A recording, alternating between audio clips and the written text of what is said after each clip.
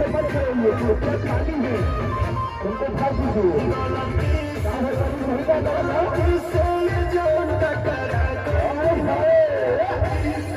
अच्छा लड़की के पीछे पागल आइल बड़ा का, लागे की भांग खाके आइल बड़ा का।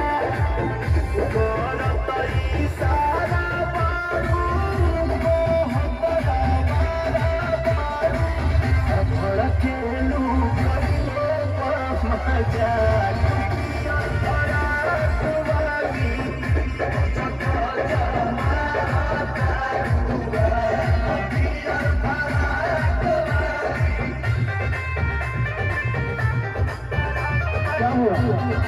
अभी ठंडा नहीं है, अभी तो खाली रात बाकी है। लड़के खाते हैं, बच्ची के घर में आने का मौका चाहेगा तो बात करें।